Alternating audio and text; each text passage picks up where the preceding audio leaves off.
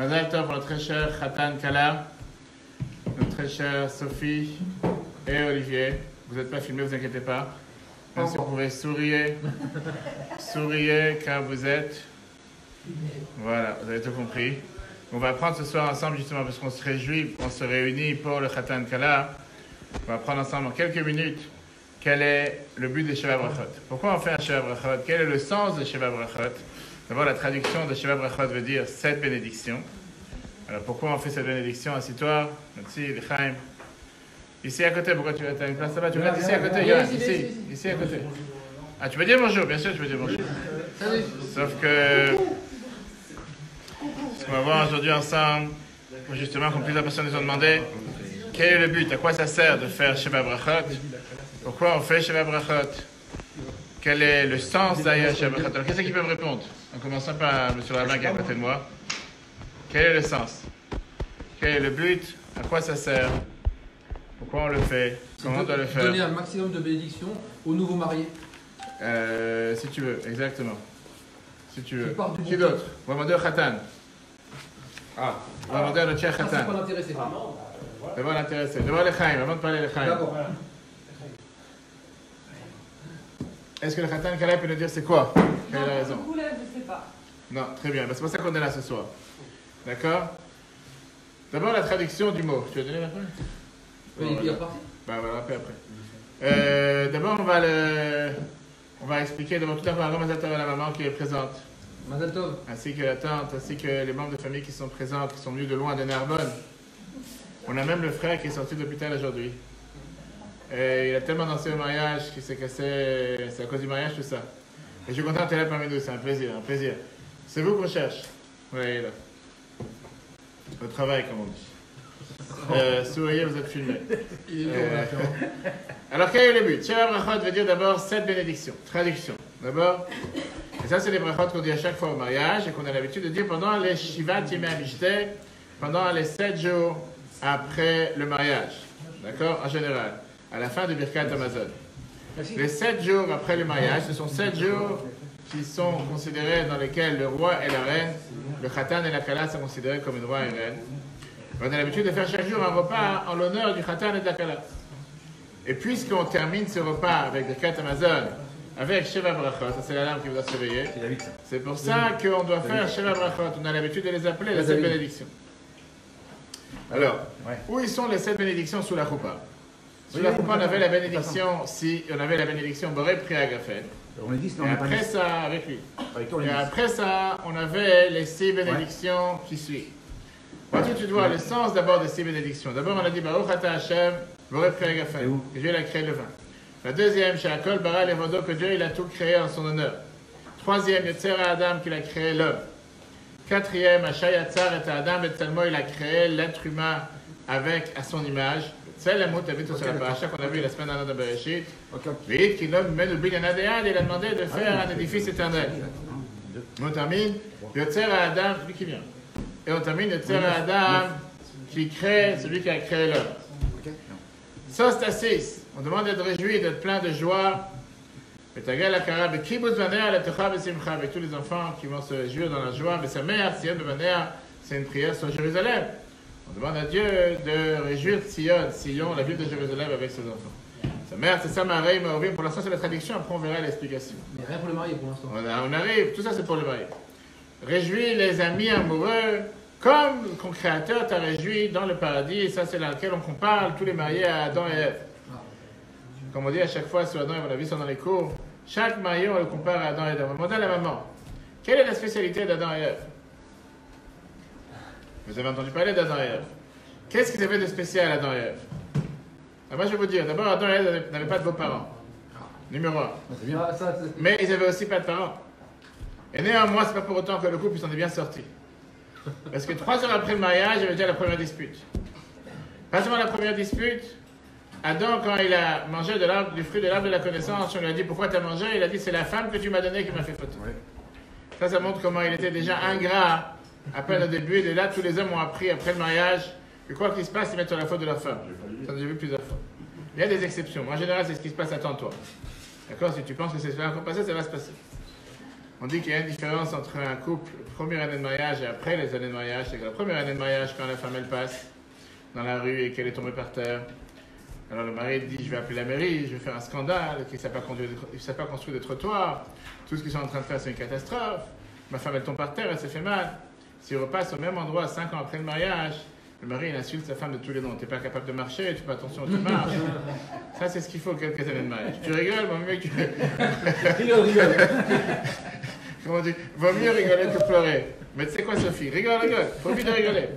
On se reverra dans 5 ans. On verra si ça prendra 5 ans. Mais je te dis par expérience, c'est comme ça que ça se passe en général. Néanmoins, dans Ève, on dit qu'ils ont eu un enfant. Le premier enfant, c'est le premier terroriste sur terre. Il a tué son fils. Il a tué son frère. Abel a été tué par Caïn. Et à part ça, il marchait sans habits dans la rue. À tel point que Dieu il a dû leur construire des habits, on sait, avec des feuilles de filles, qu'ils n'étaient pas à part de peau, etc., etc. Alors, qu'est-ce qu'on souhaite à chaque couple avec cette bénédiction en lui disant qu'il soit exactement comme Adam et Ève? C'est pas ça qu'on souhaite sur la choupa. La réponse, elle est, on souhaite à chaque couple, comme on a parlé justement dans la choupa, je crois dans le discours, comme quoi la différence avec Matzah et Motze, je me rappelle, j'espère que vous vous rappelez du discours, qui est qu'Adam n'avait personne d'autre sur qui regarder à part sa femme, et Chava n'avait personne d'autre sur qui regarder à part son mari. Et c'est la raison pour laquelle la Torah donc, souhaite ça à chaque couple pour dire que si tu veux t'en sortir dans le couple, la meilleure des choses, c'est que tu te rappelles qu'à part ta femme, il n'y a personne d'autre, à part ton mari, il n'y a personne d'autre. Bien sûr, on parle en termes de couple. Aujourd'hui, dans la société, les gens ils aiment tellement comparer les uns les autres, etc. Et la dernière bénédiction, c'est à Shabbat, Sasson de Simcha, Khatan de Kala, il a créé la joie, le Khatan de Kala, la joie, l'amour, l'harmonie, l'amitié. On souhaite que Dieu fasse qu'on puisse se réunir dans les villes de Yehuda et les cours de Jérusalem. Kol Sasson de Simcha, les 5 fois que la Torah dit Kol, on dit que tout celui qui aimait sa mère, Khatan de Kala, qui réjouit le Khatan de la Kala, et les Zocher Bechamisha Kolot, il mérite d'avoir les 5 différentes voix, les 5 différents salaires, comme on verra plus tard si on a le temps. Ok. Sous la choupa, on fait ça sous une bénédiction sur le vin. Après ça, on a l'habitude, quand on mange le Sheva Brachot, de faire une bracha sur le vin à la fin. Et après ça, on fait le Sheva Brachot. Pourquoi on fait les brachot sur du vin?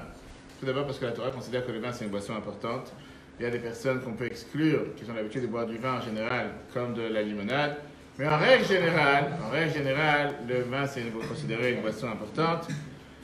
Il y en a qui ont l'habitude de faire tous les Sheva Brachot d'affilée, comme on a vu sous la choupa, le Rav qui a fait tous les brachot d'affilée. Il y en a qui donnent à plusieurs personnes, et ça a commencé à partir du XXe siècle, où on a commencé à donner la possibilité à plusieurs personnes, d'honorer plusieurs personnes à faire les bénédictions. Et aujourd'hui, les gens, ils honorent plusieurs personnes qui sont là pour donner les Sheva Brachot, c'est sans différence. On a l'habitude d'avoir pour les Sheva Brachot un minyan, comme on a ce soir. Pourquoi? On dit, parce que la Torah nous dit que la Shekhinah, la divinité réside quand il y a un minyan. On a le devoir aussi d'avoir minimum au moins une personne qui est un nouvel invité qui n'était pas au mariage ou qui ne s'est pas participé au Sheva Brachot des jours précédents. Maintenant, si c'est quelqu'un qui est assez important que pour nous, on aurait fait un repas, de toute façon, la halakha le considère que c'est déjà une nouvelle figure, pas besoin d'avoir une nouvelle personne qui n'était pas au mariage. Si le Sheva Brachot il est fait pendant Shabbat, on sait qu'un Sheva Brachot qui fait Shabbat, on n'a pas besoin d'avoir quelqu'un qui n'était pas au mariage, puisque Shabbat même est considéré déjà comme une nouvelle figure. À l'époque, on avait l'habitude de faire tous les repas de Sheva Brachot dans Beit Hatanim, la maison des mariés, et on faisait Sheva Brachot seulement là-bas. Mais dans nos jours, les Ashkenazes et même une partie des Séfaradim ont l'habitude de faire dans n'importe quelle maison, n'importe quel endroit. Quand il n'y a pas de Panim Chadashot, quand il n'y a pas de nouvelle figure, qui veut dire qu'il n'y a pas de nouvelle personne qui n'était pas au mariage, alors on va dire Yosef pense par exemple que comme dans toute Shulat Mitzvah qu'on fait, qui n'est pas dans la maison des mariés, on fait seulement la bracha Boré Priagafen et la bracha de Asher Bara. D'où on apprend les sources de Sheva Brachot, la Gemara Ketuvot, page 7b. Là, c'est le numéro 1. Comme j'ai dit tout à l'heure, ça c'est les différentes bénédictions. Quand est-ce qu'on fait les Sheva Brachot? On vient de les voir. On a l'habitude en général, le jour du mariage, de faire les Sheva Brachot 2 fois. Une fois pendant la choupa et une fois à la fin du repas du mariage. Et donc en général, on calcule toujours les jours. Si la choupa a été faite dans la journée, comme dans votre cas, puisque c'était dimanche après-midi, donc dimanche c'était déjà le premier jour, dimanche soir c'est déjà le deuxième jour, puisque dimanche soir c'est la veille de lundi, ça compte déjà pour lundi. On peut faire Sheva Brachot, il n'y a pas une obligation de faire, mais on fait Sheva Brachot dans chaque repas, et pour ça il faut 2 conditions. Il faut minimum un minyan, et il faut au moins quelqu'un qui n'a pas participé, qui n'était pas présent au mariage, et à ce moment-là on peut faire encore une fois les Sheva Brachot. Comme on l'a dit, Shabbat on n'a pas besoin. On a l'habitude de verser en général 2 verres de vin avant Birkat Hamazon comme on va faire. La première pour Birkat Hamazon, puisqu'on fait en général Birkat Hamazon sur un verre de vin, Et la deuxième pour les Sheva Brachot. À la fin, on a l'habitude d'honorer les gens à dire les Sheva Brachot, les 6 bénédictions. Et après ça, on a l'habitude de mélanger les deux verres. Et on donne un verre à la Khatan, un verre à la Kala. Comme ça, on dit chacun son verre, il n'y a pas d'histoire. Parce que sous la Koupa, le Khatan, il a déjà cassé un verre. La Kala, elle a dit qu'elle n'a pas envie de pouvoir casser un deuxième verre. C'est pour ça qu'elle préfère s'occuper des verres. Mais une des raisons pourquoi on casse le verre sous la Koupa, à part le fait de se rappeler de Jérusalem, on l'a parlé plusieurs fois, c'est le fait de dire que de la même manière, pendant la Koupa, quand on a cassé un verre, tout le monde a applaudi les mains et dit Mazel Tov. Si dans la vie on fait une bêtise, c'est pas si grave que ça, il ne faut pas s'en prendre la tête. Mais on peut continuer à rire comme on a ri pendant la Koupa. La Torah considère que le mari et la mariée, après le mariage, sont considérés comme un roi et une reine. Comme je raconte à chaque fois, une fois il y avait un khatan qui est parti voir un rav, il a dit jusqu'à quand je suis considéré comme un roi. Il lui a dit tout le temps que tu considères ta femme comme une reine. Ça c'est pour notre cher Olivier. Je veux dire que si jamais tu vas arrêter de considérer ta femme comme une reine, à ce moment-là, tu ne seras plus un roi. Donc apparemment c'est aussi de l'égoïsme, comme on dit machiste, qu'on pense tellement à vouloir rester roi qu'on veut considérer sa femme comme une reine. Chers amis, un mot sur la paracha. Hein, il est en train de réfléchir. Il n'est pas d'accord. Il y en a, il ne sait plus là. Il n'est pas d'accord. Il ne sait plus là. Ok. Et on t'amènera plus majusté. Il lui donner le gâteau là. Oui, j'ai vu qu'il déjà. Devant chers amis, cette semaine c'était aussi la paracha du féminisme. La paracha de l'Echlecha, on m'a parlé longuement Shabbat. On m'a parlé un mot sur le fait que c'est quelque chose qui nous dérange. Comment se fait-il qu'Abraham n'a pas sauvé sa femme? Qu'Abraham a cherché à sauver sa peau. Abraham a dit dans la paracha de cette semaine, il a dit à sa femme, Imbrina achotiat, dis s'il te plaît que tu es ma sœur, le man itavli ba'avorech, afin que moi je pourrais continuer à vivre. V'chaita nafshi biglalech, en disant, si jamais tu vas dire que tu es ma femme, il risque de te tuer les Égyptiens pour pouvoir, il risque de me tuer à moi, comme ça pour pouvoir se marier avec toi. Je t'en supplie, ne dis pas que tu es ma femme, dis que tu es ma sœur. Deux mots, Abraham cherchait à sauver sa peau. La question qui est demandée dans beaucoup de commentateurs, apparemment il y a quelque chose qui dérange. Qu'est-ce que ça veut dire? C'est un nouveau couple. Même si ce n'est pas encore un nouveau couple. Tu ne connaissais pas l'histoire? Si, mais moi je le voyais pas comme ça. Qu'est-ce que tu voyais alors? Moi je voyais en fait que quand il lui a dit oui, dis que t'es ma soeur, c'était pour se sauver eux en tant que couple en fait. Moi je le vois pas en tant que. Mais qu'est-ce qu'il dit juste après? Égoïste en fait. Oui, il dit que t'es ma soeur pour pas qu'on me tue. Montre. Mais il pense à se sauver lui-même. Non, c'est pour sauver toute la descendance aussi. Oui. Tiens, il t'appelle. Mais regarde, t'as pas vu ce qu'il y a écrit dessus? T'as pas vu ce qu'il y a écrit? T'as pas vu? Donne-leur la plaque quand même. Parce qu'il regarde en souvenir la plaque. Voilà. Ok, et donc, tu vas voir la réponse justement. Une réponse du rabbi très intéressante. D'accord? Abraham et Sarah sont passés en Égypte pour chercher à manger. Quand ils sont arrivés à la douane, en rentrant au pays, on sait que Sarah était dans une valise, si on peut dire, dans une boîte. Il l'a cachée, il ne voulait pas que les gens se rendent compte parce qu'elle était très très belle. Et Abraham, il voit que tout le monde la regarde, parce qu'ils arrivaient d'Asie, on va dire de Babylone, Irak, et Sarah était très mate, était très claire de peau, pardon. Alors que l'Égypte fait partie de l'Afrique, et là-bas les gens étaient beaucoup plus foncés. Et donc la beauté de Sarah a reflété partout, ce qui ne veut pas dire que les gens de couleur foncée sont pas beaux, mais elle était différente, elle sortait du paysage. Abraham, il a compris qu'il a ici un double problème. Sarah, elle est en danger parce que l'Égypte était connue comme le pays de la nudité de la terre, un endroit où les hommes kidnappaient les femmes et violaient les femmes. Et Abraham lui-même, il était en danger parce que les Égyptiens, ils avaient une grande crainte de Dieu. Ils ne voulaient pas avoir des rapports avec une femme mariée. Et donc, qu'est-ce qu'ils disaient? On va tuer le mari, comme ça la femme elle est considérée libre. Et puisque la femme elle est libre, on peut avoir des rapports avec elle. Qu'est-ce qu'Abraham il a fait pour se sauver? Il a décidé de mentir. Il a dit à Sarah, dis pas que tu es ma femme, dis que tu es ma sœur, et donc ils ne vont pas me tuer. Comme ça, ils vont te laisser en vie. Et Sarah, ils vont la capturer, parce que si c'est sa sœur, quelle différence? Ils voient une femme belle, ils veulent avoir des rapports avec elle. Sur ça, il n'y a pas de réponse. Et ça, c'est la réponse à Sophie. Sur ça, on ne voit pas de réponse dans la Torah. On sait seulement que les Égyptiens, ils ont pris Sarah au palais du roi. Et Dieu, il a fait des miracles, qu'il lui est rien arrivé, qu'Avimelech, après, s'est rendu compte qu'il y a quelque chose qui ne va pas. Et qu'il a dit, pourquoi tu m'as pas menti? Pourquoi tu m'as dit que c'était ta sœur? Tu aurais dû me dire que c'était ta femme, etc., etc. Et même, il leur a donné des cadeaux et tout. Mais au départ, elle était en danger, parce qu'elle a été kidnappée. Et ils auraient pu lui faire beaucoup de mal. Où est la responsabilité d'un mari envers sa femme? Comment un mari peut abandonner sa femme de cette manière?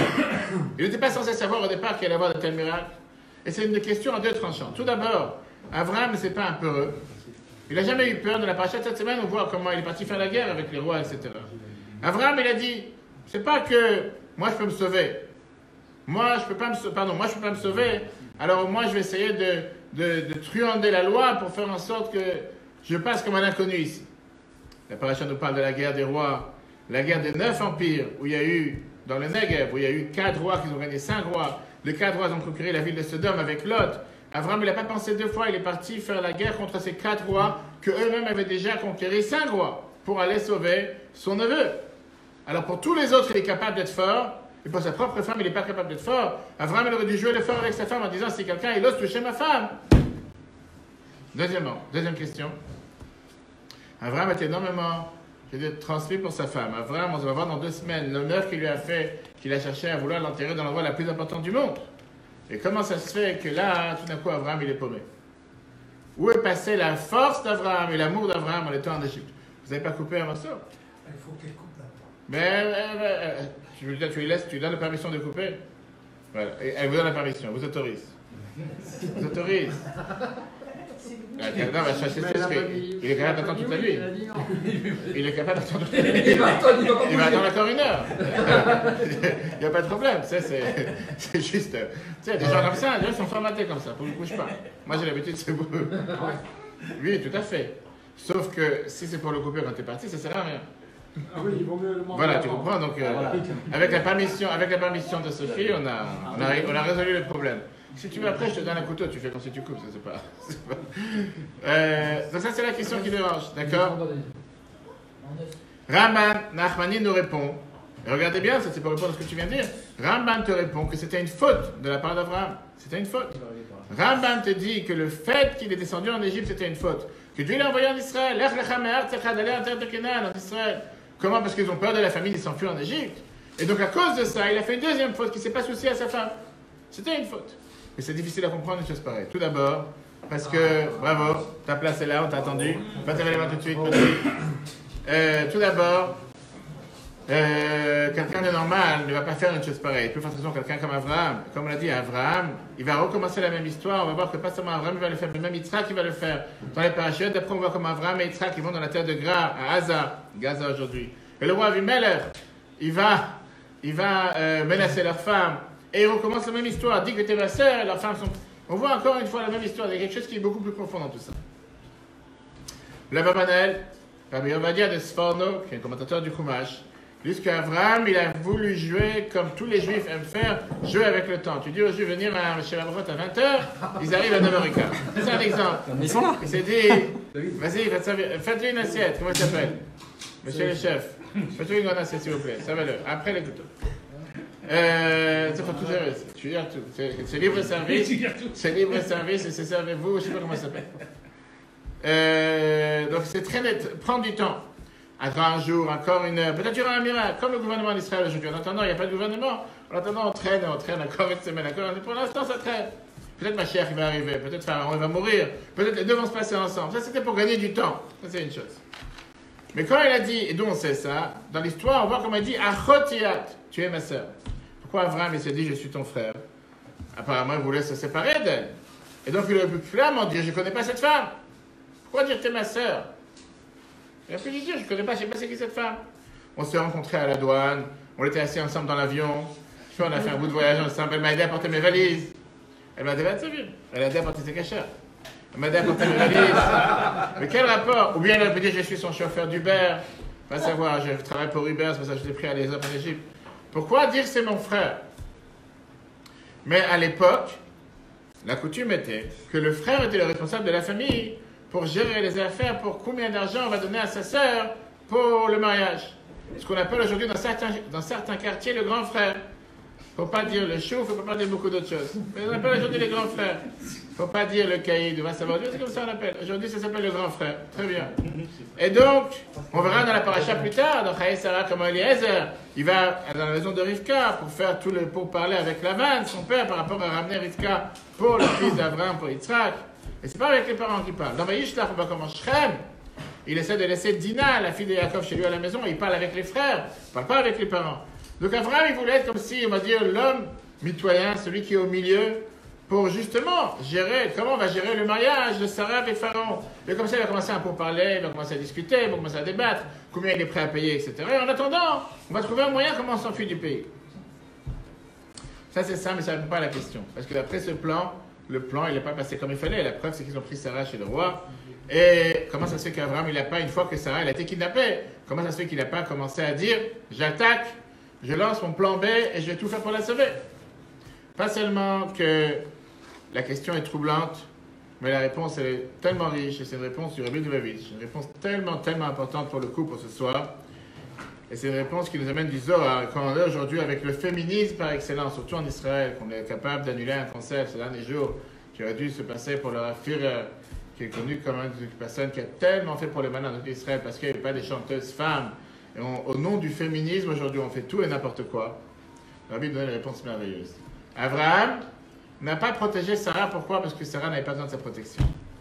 Au contraire, c'est Abraham qui avait besoin d'être protégé. C'est pas Sarah qui avait besoin d'être protégée. Il demande à Sarah, protège-moi, et pour ça, il demande à Sarah, je t'en supplie, protège-moi à moi, parce que moi, j'ai besoin de protection. Toi, tu as besoin de protection. Pourquoi? Pendant la vie de Sarah, Abraham, il n'a pas expliqué. Il n'a rien dit. Qu'est-ce qui s'est passé? Quand il est en train de faire un éloge, une fois que Sarah est décédée dans 2 semaines, il retourne sur ce qui se passe en Égypte et il dit la fameuse phrase qu'on dit tous les vendredis soirs dans la maison, Eshetra est heureux qui a retrouvé une femme vaillante.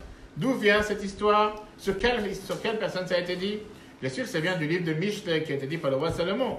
Mais Shlomo Hamelech, le roi Salomon n'était pas le premier à avoir fait ce paragraphe. Ce misement, il a été dit encore avant que Shlomo est arrivé sur terre. Eshetra, il est dit au langage du passé. C'est une éloge sur une femme qui n'est déjà plus vivante. Le mismor commence avec Eshetra, qui va trouver une femme vaillante. Ça veut dire qu'elle n'est plus là. Que Malad Touaf Valora lui a fait du bien et pas du mal, Kol Mechaya tous les jours de sa vie. Ça veut dire qu'elle n'est plus là. Fatisra Kliya Macharan, qu'elle a rigolé jusqu'au dernier moment. C'est une éloge pour une femme qui n'est plus là. Eshetra, c'était un éloge qu'Abraham il a dit sur la tombe de Sarah. Et c'est ça que la Torah nous dit qu'Abraham il est venu donner une éloge à Sarah. Et il parle là-bas en disant, en revenant sur cet épisode de qu'est-ce qui s'est passé quand ils étaient en Égypte. Le Midrash Tanchuma nous dit, quand il dit Batarba Levbala, que le cœur de son mari a eu confiance en elle, parce qu'il a dit, dis-moi que t'es ma sœur, et il dit, bah, je dis pas que t'es ma femme. Abraham, il vient ici transmettre un message très puissant, qu'on n'a jamais entendu jusqu'à présent. Alors que dans le monde, la femme est considérée la faible, et le mari est considéré le fort pour la protéger, dans la maison d'Abraham, Abraham il dit, Batarba Levbala, le mari, il a confiance en sa femme. Le mari s'appuie sur sa femme. C'est elle qui est... Moi, j'ai eu des souffrances. J'ai pas pensé un instant que je devais te protéger. Pourquoi j'ai demandé à toi de me protéger? Parce que je savais que grâce à tes mérites en tant que femme, en tant que mère du peuple juif, ça va me protéger. Et ça, c'est ce qu'on voit dans tout le Chumash Bereshit. Avec ça, on termine. Vous en avez, mais vous ne donnez pas. Au lieu de l'enlever seulement, amenez une autre à la place. Ouais. Ce serait plus sympa. Vous savez, après, à cause vous allez rester avec tout ça.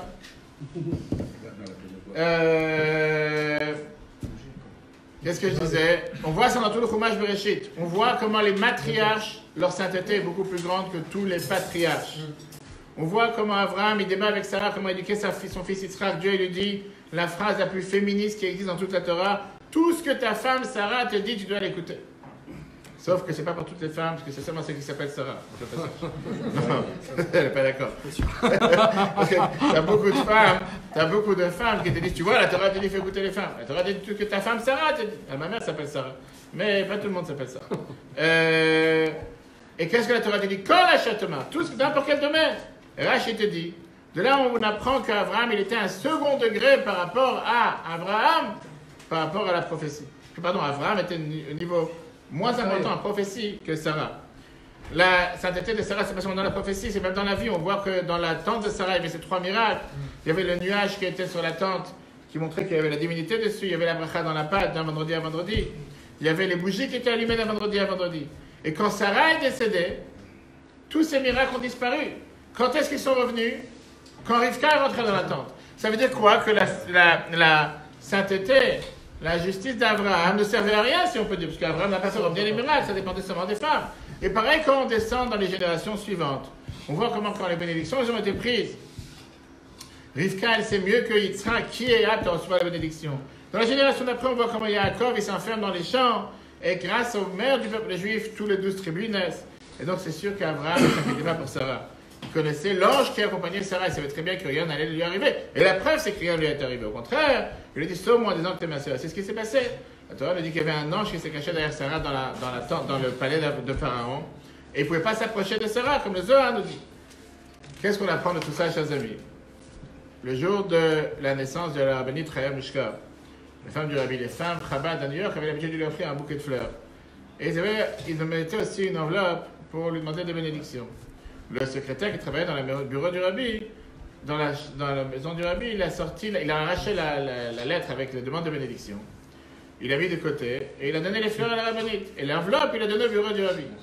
Le rabbi voit l'enveloppe, c'est écrit au nom de la rabbinite, il dit mais pourquoi vous me donnez à moi? Elle aussi, elle peut bénir. Et si elle aussi, elle peut bénir.